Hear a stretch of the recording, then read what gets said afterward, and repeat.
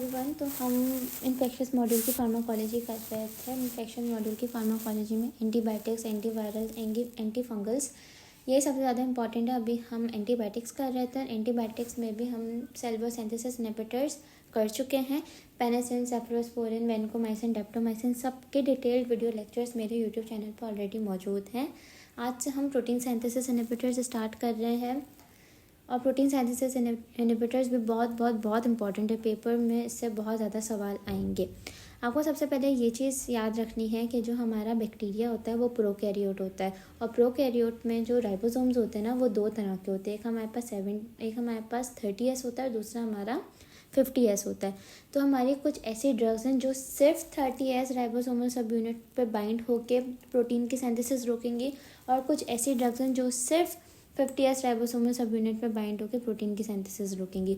तो आपको ये क्लासिफिकेशन है, सारी चीज़ें मैं आपको वक्त के साथ साथ समझाती रहूँगी। बस अभी आपको ये चीज़ याद रखनी है कि क्योंकि बैक्टीरिया हमारा प्रोकैरियोट होता है, उसमें 50S और 30S राइबोसोमल सब यूनिट्स होते हैं। तो कुछ ऐसी ड्रग्स हैं जो सिर्फ 30S पे बाइंड होकर प्रोटीन सिंथेसिस इनहिबिट कराएंगी और कुछ ऐसी ड्रग्स हैं जो सिर्फ 50S पे बाइंड होकर प्रोटीन सिंथेसिस इनहिबिट करेंगी। अभी हमारा आज का टॉपिक है वो है अमाइनोग्लाइकोसाइड्स। अमाइनोग्लाइकोसाइड्स हमारी बैक्टीरियोसाइडल ड्रग है। मैं पहले भी पेनिसिलिन वाले लेक्चर में बता चुकी हूँ कि फार्माकोलॉजी में एंटीबायोटिक्स को हमने दो ग्रुप्स में ग्रॉसली डिवाइड किया हुआ है, एक बैक्टीरियोसाइडल, एक बैक्टीरियोस्टेटिक। बैक्टीरियोसाइडल एंटीबायोटिक्स वो होती हैं जो डायरेक्टली बैक्टीरिया को बिल्कुल ख़त्म कर देती हैं फ़ौरन से, और जो बैक्टीरियोस्टेटिक होता है वो स्लोली हमारे बैक्टीरिया की ग्रोथ को इनहिबिट करके फिर बैक्टीरिया को मारती है। अब हम पेशेंट को देख के ही फैसला करते हैं कि इसको बैक्टीरियोसाइडल ड्रग देनी है या बैक्टीरियोस्टेटिक देनी है। अगर अमाइनोग्लाइकोसाइड्स की बात करें तो हमारे पास अमाइनोग्लाइकोसाइड बैक्टीरियोसाइडल ड्रग होती है, प्रोटीन की सिंथेसिस को इनहिबिट कर देती है और ये दो तरह के फिनोमेना को या दो तरह के प्रिंसिपल्स को फॉलो करती है। एक है मिनिमम इनहिबिशन कंसंट्रेशन, दूसरा है पोस्ट एंटीबायोटिक इफेक्ट। अब मिनिमम इनहिबिशन कंसंट्रेशन क्या होती है? देखिए, फॉर एग्जांपल मेरे पास एक पेशेंट आया, मैंने उसको देखा, मुझे पता चल गया कि हाँ यार इसको कोई बैक्टीरिया इन्फेक्शन है और मैं चाह रही हूँ कि मैं उसको अमाइनोग्लाइकोसाइड दूँ। तो अमाइनोग्लाइकोसाइड्स देते वक्त मेरे दिमाग में ये चीज़ होनी चाहिए कि अमाइनोग्लाइकोसाइड मिनिमम इनहिबिशन कंसंट्रेशन को फॉलो करती है। फॉर एग्जांपल मेरा पेशेंट बीमार है, उसको जिस बैक्टीरियल इन्फेक्शन ने इन्फेक्ट किया हुआ है उसको ख़त्म करने के लिए मिनिमम मुझे 100 mg ऑफ अमाइनोग्लाइकोसाइड्स देनी है। अगर मैं 100 से कम दूंगी तो ड्रग का कोई असर नहीं होगा, ठीक है। तो मिनिमम कितनी कंसंट्रेशन होनी चाहिए ड्रग की? 100 mg। 100 mg से कम होगा कोई वाज़ेह इफ़ेक्ट नहीं मिलेगा मुझे, और अगर मैं 100 से ज़्यादा दूंगी तो इफ़ेक्ट मेरा थोड़ा ज़्यादा जल्दी आएगा। बैक्टीरिया ख़त्म मेरा 100 mg पे ही होगा, बैक्टीरिया जो भी किल हो रहा है वो 100 mg पे ही होगा, बट अगर मैं ज़्यादा mg दूंगी तो वो इफ़ेक्ट मुझे थोड़ा जल्दी दिखेगा, और अगर 100 से कम mg दूंगी तो कोई फ़र्क नहीं दिखेगा, ठीक है। तो मिनिमम इनहिबिशन कंसंट्रेशन इसी को कहते हैं। बाकी जो दूसरी चीज़ है वो लिखी हुई है हमारे पास पोस्ट एंटीबायोटिक इफ़ेक्ट। आपने अक्सर ये सुना होगा, डॉक्टर बोलते हैं कि आप ये 5 दिन दवा खाना, उसके बाद 1 हफ्ता छोड़ देना और आप देखना कि कहीं आपको फ़र्क आ रहा है, और अगर आपको 1 हफ्ते बाद भी कोई फ़र्क ना दिखे और आपकी हालत बिल्कुल पहले जैसी ही ख़राब हो तो आप मेरे पास वापस आना। अब क्वेश्चन ये राइज होता है कि वो दवाई खाने के बाद 1 हफ्ता क्यों कह रहे हैं कि वेट करो और अपने आप को ऑब्जर्व करो कि आप पे फ़र्क आएगा, क्योंकि कुछ ऐसी ड्रग्स होती हैं जो पोस्ट एंटीबायोटिक इफ़ेक्ट देती हैं। पोस्ट एंटीबायोटिक इफ़ेक्ट वाली ड्रग्स क्या करती हैं, वो हमारी आप खा तो लेते हो, आपकी बॉडी के अंदर तो होती हैं, बट आपके ब्लड में थोड़ी थोड़ी करके रिलीज़ होती हैं, थोड़ा थोड़ा करके काम कर रही होती हैं, ठीक है। तभी उन्हें पूरा अपना काम करने में, पूरी तरह से रिलीज़ होने में थोड़ा वक्त चाहिए होता है, तभी हम कहते हैं पोस्ट एंटीबायोटिक इफ़ेक्ट दिखा रही है। यानी आपने दवाई तो आज खाई है बट उसको पूरे 3 दिन लग रहा है आपके ब्लड में दाखिल होने में। तो इस वजह से ये हमारी पोस्ट एंटीबायोटिक इफ़ेक्ट वाली ड्रग्स होती हैं, थोड़ी थोड़ी करके ब्लड में रिलीज़ होती हैं और फिर आखिर में जाके अपना पूरा इफ़ेक्ट दिखाती हैं और बहुत ज़्यादा फ़ायदेमंद भी साबित होती हैं।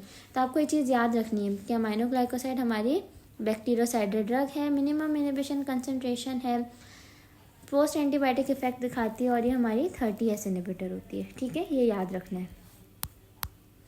अब ये है हमारी क्लासिफिकेशन ऑफ एंटीबायोटिक्स। ये बहुत इंपॉर्टेंट डायग्राम है, हमारे सर हमें बार बार दिखाते थे। सबसे पहले इसमें हमारी सेल वॉल सिंथेसिस इनहिबिटर्स लिखे हुए हैं, यहाँ पे देखिए सेल वॉल है, ठीक है, ये हमारी सेल वॉल है, इसमें एरो दिया हुआ है कि सेल वॉल को इनहिबिट सेल वॉल की सिंथेसिस को इनहिबिट कर रही है। तो खैर हमारी सेल वॉल सिंथेसिस इनहिबिटर्स होती हैं जिसमें हमारे पास बीटा लैक्टम आती है। बीटा लैक्टम की सारी मैंने वीडियोस पोस्ट कर दी हैं। फिर यहाँ पे दिया हुआ है कि हमारी प्रोटीन सिंथेसिस इनहिबिटर है। अब प्रोटीन सिंथेसिस में वही देखे लिखा हुआ है 30S की अलग ड्रग्स हैं जिसमें हमारे पास टेट्रासाइक्लिन और अमाइनोग्लाइकोसाइड्स आ रही है। 50S की अलग है जिसमें मैक्रोलाइड्स, क्लिंडामाइसिन, ये सारी ड्रग्स आ रही हैं। ठीक है, तो आपको याद रखना है। आपसे हो सकता है ऑस्पी में या वाइवा में टीचर पूछे कि प्रोटीन सिंथेसिस इनहिबिटर बताओ, तो आप ऐसे नहीं बताने लग जाना अमाइनोग्लाइकोसाइड है, क्लोरमफेनिकॉल है, मैक्रोलाइड्स है। नहीं, आप उसको तमीज़ से बताओगे कि हमारा 50S अलग होती हैं, 30S होती हैं। अलग अलग क्यों है? क्योंकि हमारा बैक्टीरिया प्रोकैरियोट है, इसके अंदर 30S राइबोसोमल सब यूनिट भी है, इसके अंदर 50S राइबोसोमल सब यूनिट भी है। तो 50S को इनहिबिट करने की अलग ड्रग्स है, 30S को इनहिबिट करने की अलग ड्रग्स है, और फिर आप उनके नाम बता देना। ठीक है, इसी तरह न्यूक्लिक एसिड की सिंथेसिस को इनहिबिट करने की भी अलग ड्रग है, जैसे हमारी RNA पॉलीमरेज को इनहिबिट करने की अलग ड्रग है, DNA गायरेज को इनहिबिट करने के लिए अलग ड्रग है, फोलिक एसिड की सिंथेसिस को इनहिबिट करने की अलग ड्रग है। ये सारी ड्रग्स मैं आपको बाद में पढ़ाऊँगी। सेल वॉल सिंथेसिस इनहिबिटर्स में पढ़ा चुकी हूँ और अभी हम प्रोटीन सिंथेसिस इनहिबिटर्स कर रहे हैं। उसमें भी हम मेन 30S इनहिबिटर की ड्रग अमाइनोग्लाइकोसाइड कर रहे हैं।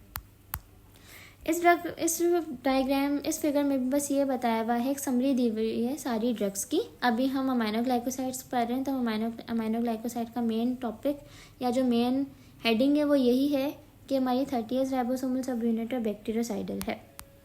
अब हम आ जाते हैं फार्माकोकाइनेटिक्स में। आपको ये चीज़ याद करनी है कि आपके अमाइनोग्लाइकोसाइड पोलर कंपाउंड है, कभी भी ओरली नहीं देनी। ओरली दोगे कोई फ़र्क ही नहीं आएगा, हमेशा या तो इंट्रामस्कुलरली दोगे या इंट्रावीनस दोगे। इंट्रामस्कुलरली यानी गोश्त में दोगे और इंट्रावीनसली यानी नस में डाल के दोगे। अक्सर तो इंट्रामस्कुलरली और इंट्रावीनसली पूरा लिखा हुआ नहीं आता, IM या IV ही लिखा हुआ आता है। तो आपको पता होना चाहिए कि IV मतलब इंट्रावीनसली, IM यानी इंट्रामस्कुलरली। एलिमिनेशन किडनी से होती है, तो अगर किसी पेशेंट की किडनी सही नहीं है तो आप उसको अमाइनोग्लाइकोसाइड ना दो, क्योंकि फिर हमारी बॉडी में रह जाएगी ड्रग और फिर बहुत ज़्यादा टॉक्सिक इफेक्ट्स दिखाएगी। It can not cross the blood brain barrier और इसकी हाफ लाइफ है 2 से 3 घंटे। अब इसमें क्या चीज़, अब ये वाला जो रेड से मैंने पॉइंट लिखा है ना, इट इज़ वेरी इंपॉर्टेंट और ये हमारा पोस्ट एंटीबायोटिक इफेक्ट से रिलेटेड है। इसमें क्या जा रहा है, क्या कहा जा रहा है कि अगर आपने किसी पेशेंट को दिन में 3 दफ़ा अमाइनोग्लाइकोसाइड्स लेने का कहा है, ठीक है, तो आप हर डोज के आधे या 1 घंटे बाद ब्लड में अमाइनोग्लाइकोसाइड के लेवल को चेक करोगे। ठीक है, इससे क्या होगा कि हमारी जो अमाइनोग्लाइकोसाइड है वो तो स्लोली रिलीज़ हो रही है ना, तो आपको अंदाज़ा हो जाएगा कि शुरू के आधे घंटे में कितनी रिलीज़ हो रही है। इसी हिसाब से आप नेक्स्ट डोज तैयार करोगे कि नेक्स्ट डोज में आपको कितनी mg देनी है। ठीक है, तो आपको हर डोज के बाद चेक करना है कि ब्लड में अमाइनोग्लाइकोसाइड्स कितनी आ रही है। और अगर आप दिन में सिर्फ एक ही डोज दे रहे हो तो आपको ऐसे चेक करने की ज़रूरत नहीं है। नेम्स ऑफ द ड्रग याद करना बहुत ज़रूरी है। आपसे पूछा जाता है ऑस्पी में या वाइवा में कि अमाइनोग्लाइकोसाइड्स बताओ, तो आपको पता होनी चाहिए स्ट्रेप्टोमाइसिन है, जेंटामाइसिन, एमिक एसिड, टोब्रामाइसिन, न्यूमाइसिन। ठीक है, अब हमारे पास मैकेनिज्म ऑफ एक्शन क्या है, मैं पहले बता चुकी हूँ कि ये हमारा 30S इनहिबिटर होती है। 30S राइबोसोमल सब यूनिट के ऊपर लगेगी, फिर ही प्रोटीन की सिंथेसिस को इनहिबिट करेगी। प्रोटीन की सिंथेसिस को कैसे इनहिबिट करेगी, या तो ये हमारा जो इनिशिएशन कॉम्प्लेक्स है उसे ही नहीं बनने देगी, या तो mRNA की मिसरीडिंग करा देगी जिसकी वजह से जो प्रोटीन बनेगा बिल्कुल ही फारिग नॉन फंक्शनल बनेगा, या तो ये ट्रांसलोकेशन को इनहिबिट कर देगी। तो ये तीनों पॉइंट्स याद होना बहुत ज़रूरी है। क्या क्या कि आपके इनिशिएशन कॉम्प्लेक्स को या तो इनहिबिट करेगी, या तो ये mRNA की मिसरीडिंग करा के बेकार प्रोटीन बना देगी या नॉन फंक्शनल प्रोटीन बना देगी, या तो ये ट्रांसलोकेशन को इनहिबिट कर देगी। अब बेसिकली हमारा जो अमाइनोग्लाइकोसाइड है वो 30S इनहिबिटर है, यानी 30S राइबोसोमल सब यूनिट पे बाइंड होगी तो ही आगे जाके प्रोटीन की सिंथेसिस इनहिबिट करेगी। अब ये जो 30S राइबोसोमल सब यूनिट है या जो भी राइबोसोम्स होते हैं वो तो बैक्टीरिया के सेल के अंदर मौजूद होते हैं ना, तो अमाइनोग्लाइकोसाइड को बैक्टीरियल सेल के अंदर दाखिल होना ज़रूरी है, तभी वो आगे अपना काम करेगी। अब अमाइनोग्लाइकोसाइड की एक शर्त है, अमाइनोग्लाइकोसाइड कहती है मैं किसी भी बैक्टीरिया सेल के अंदर उसी सूरत में दाखिल होंगी जब उस बैक्टीरिया सेल से मुझे ऑक्सीजन मिलेगी। ठीक है। अब अगर कोई ऐसा ऑर्गेनिज्म है जो एनएरोब है, एनएरोब में तो ऑक्सीजन होती ही नहीं है, वो क्या अमाइनो ग्लाइकोसाइड को ऑक्सीजन देगा। ठीक है, तो अगर अमाइनो ग्लाइकोसाइड को ऑक्सीजन मिलेगी ही नहीं तो अमाइनो ग्लाइकोसाइड आपका उस बैक्टीरिया सेल के अंदर दाखिल भी नहीं होगी और फिर काम भी नहीं करेगी। तो जो हमारी अमाइनो ग्लाइकोसाइड होती है उसको ऑक्सीजन चाहिए ही चाहिए होती है, तभी वो सेल के अंदर दाखिल होगी। तो आपसे एमसीक्यू में पूछा जा सकता है कि आप अमाइनो ग्लाइकोसाइड्स एरोब्स को ट्रीट करने में देते हो या एनएरोब्स को, तो आप बताओगे एरोब्स को दोगे। एनएरोब्स में आप ये नहीं दोगे क्योंकि एनएरोब्स के पास ऑक्सीजन ही नहीं होती, ऑक्सीजन होगी नहीं तो बैक्टीरियल सेल के अंदर अमाइनो ग्लाइकोसाइड दाखिल ही नहीं हो पाएगी। तो अमाइनो ग्लाइकोसाइड सिर्फ और सिर्फ एरोबिक बैक्टीरिया को ख़त्म करने के लिए हम देते हैं और उसी के खिलाफ हमारी अमाइनो ग्लाइकोसाइड्स फंक्शनल है, क्योंकि जो अमाइनो ग्लाइकोसाइड पे ऑक्सीजन की डिमांड है ना वो सिर्फ और सिर्फ एरोबिक बैक्टीरिया ही पूरी कर सकता है। फिर हमारे पास है मैकेनिज्म ऑफ रेजिस्टेंस। जैसे हमने पढ़ा था ना कि पेनिसिलिन को डिग्रेड करने के लिए कुछ ऐसे बैक्टीरिया हैं जो बीटा लैक्टेमेजेस रिलीज़ कराते हैं। बीटा लैक्टेमेज रिलीज़ हो जाती है तो पेनिसिलिन डिग्रेड हो जाती है, पेनिसिलिन अपना काम ही नहीं करती। ऐसे ही अमाइनो ग्लाइकोसाइड को डिग्रेड करने के लिए हमारे पास है ग्रुप ट्रांसफेरेजेस, और group transferases mainly gram negative bacteria release कराता है। अब बेसिकली कहा जाता है कि जो एंटीरोकोका है वो जो ग्रुप ट्रांसफेरेजेस रिलीज़ कराता है उससे एमिक एसिड, जेंटामाइसिन और टोब्रामाइसिन तो डिग्रेड हो जाती है, बट स्ट्रेप्टोमाइसिन डिग्रेड नहीं होती। तो स्ट्रेप्टोमाइसिन के खिलाफ रेजिस्टेंस कैसे आती है? स्ट्रेप्टोमाइसिन के खिलाफ रेजिस्टेंस ऐसा आती है कि जो 30S राइबोसोमल सब यूनिट है ना जिसके ऊपर हमारे स्ट्रेप्टोमाइसिन बाइंड होगी, उसी राइबोसोमल सब यूनिट को हम थोड़ा सा चेंज कर देते हैं, जिसकी वजह से स्ट्रेप्टोमाइसिन हमारे 30S राइबोसोमल सब यूनिट के ऊपर बाइंड ही नहीं हो पाती, तो वो आगे अपना काम भी नहीं कर पाती। ठीक है, तो ये चीज़ याद रखनी है कि ग्रुप ट्रांसफेरेजेस हैं जो अमाइनो ग्लाइकोसाइड्स को डिग्रेड कर देते हैं। एमिक एसिड, जेंटामाइसिन, टोब्रामाइसिन तो डिग्रेड हो जाती हैं ट्रांसफेरेजेस से, मगर स्ट्रेप्टोमाइसिन नहीं हो पाती। तो स्ट्रेप्टोमाइसिन के खिलाफ रेजिस्टेंस हम ऐसे क्रिएट करते हैं कि हम बाइंडिंग साइट पे थोड़ा सा चेंज कर देते हैं, जिसकी वजह से स्ट्रेप्टोमाइसिन हमारी बाइंड ही नहीं होती और अल्टीमेटली आगे कोई काम भी नहीं हो पाता। यूजेस के लिए आपको निमोनिक याद करना है, he or him pees on the gate. ठीक है, यानी कोई लड़का है who usually pees on gate, दरवाजे पर पी कर देता है। ठीक है, तो एच से तो हमारे पास हीमोफिलस इन्फ्लुएंजा है, एम से मॉक्सरेला कैथेरेलिस है, पीज में पी से सीडोमोनास है, प्रोटियस है, ई से ई कोलाई, एंटेरोबैक्टर, एस से शिगेला और सेरेटा। ठीक है, तो ये तो सारे बैक्टीरिया के नाम हैं जिनके खिलाफ अमाइनो ग्लाइकोसाइड हम दे रहे हैं, बट अमाइनो ग्लाइकोसाइड तो इतनी सारी थी हमारे पास, एमिक एसिड, जेंटामाइसिन, टोब्रामाइसिन सब थी। कौन सी अमाइनो ग्लाइकोसाइड हिम और पीस के खिलाफ आप दोगे? तो बेसिकली हमारा ये जो गेट है ना, यानी जी से जेंटामाइसिन, एमिक एसिड, टोब्रामाइसिन, ये ड्रग्स हम देंगे हिम और पीस के खिलाफ। ठीक है, तो आपको ये चीज़ याद रखनी है कि H influenza, moraxella catarrhalis, proteus, E coli, serratia, shigella, इनके खिलाफ आप जेंटामाइसिन, एमिक एसिड और टोब्रामाइसिन दोगे, स्पेक्ट्रोमाइसिन नहीं दोगे।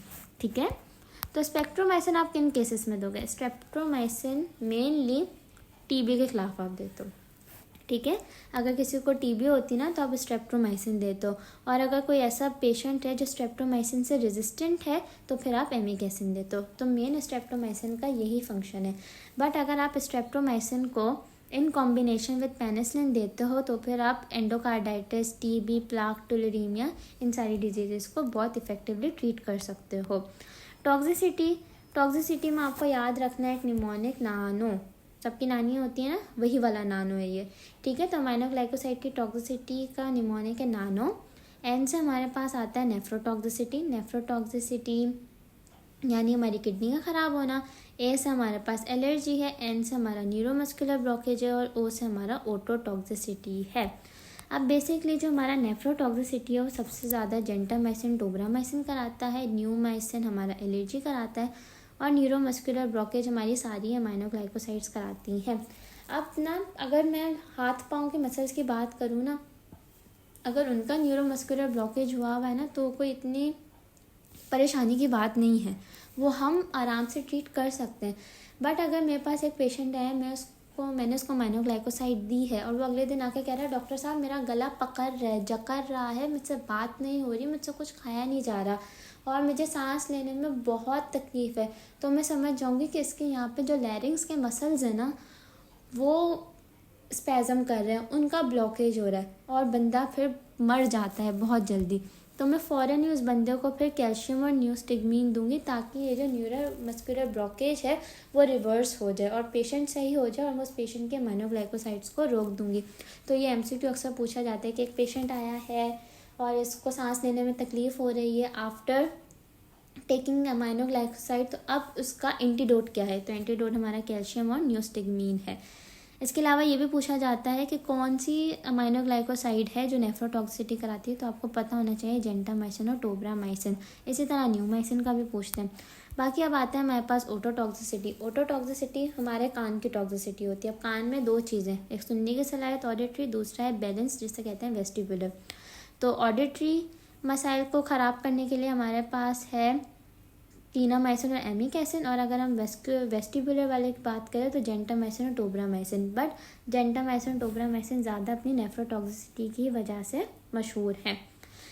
जितनी भी टॉक्सिसिटीज़ हैं जो अभी हमने पढ़ी हैं नानों में, ये सारी रिवर्सिबल होती है एक्सेप्ट कान की ओटोटॉक्सिसिटी। Ototoxicity is irreversible. तो ये एमसीक्यू पूछा जाता है कि कौन सी टॉक्सिसिटी इरिवर्सिबल है। आपको ये सारे ऑप्शंस मिलेंगे और आप ओटोटॉक्सिसिटी पर टिक करोगे।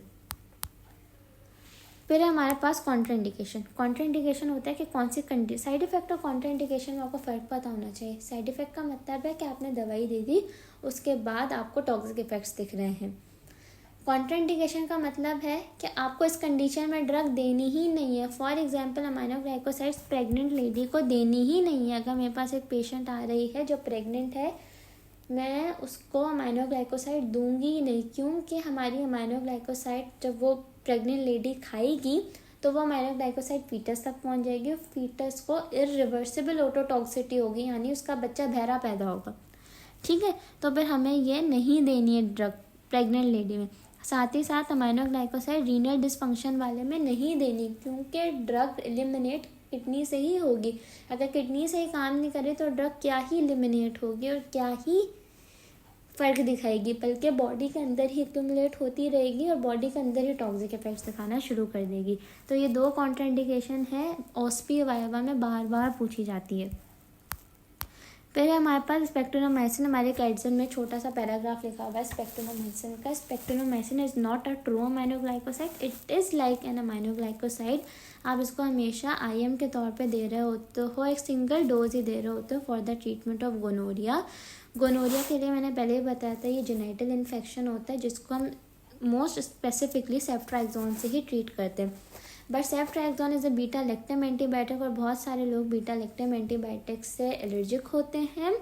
तो अगर कोई ऐसा शख्स है जो बीटा लैक्टम से एलर्जिक है तो आप ऑब्वियसली उसको सेफ्ट्राइक्सोन तो नहीं दोगे, फिर आप उस बंदे को स्पेक्ट्रोमाइसिन से ट्रीट करोगे। मगर स्पेक्ट्रोमाइसिन को हम IM के तौर पे दे रहे होते हैं तो ऑब्वियसली जब हम इंजेक्शन लगाएंगे तो वहाँ पे थोड़ा पेन होगा जो नॉर्मल हर इंजेक्शन से हो रहा होता है। तो स्पेक्ट्रोमाइसिन के बारे में यही लिखा हुआ था। अमाइनोग्लाइकोसाइड बहुत बहुत बहुत इंपॉर्टेंट है। मैंने इसको बहुत सिंप्लीफाई करके पढ़ाने की कोशिश की है। आई होप आपको ये सारी चीज़ें समझ आ गई होंगी, बट अगर कुछ भी समझ नहीं आए यू कैन आस्क मी। और नेक्स्ट वीडियो में हम दूसरी 30S इनहिबिटर को पढ़ेंगे which is tetracycline. Thank you.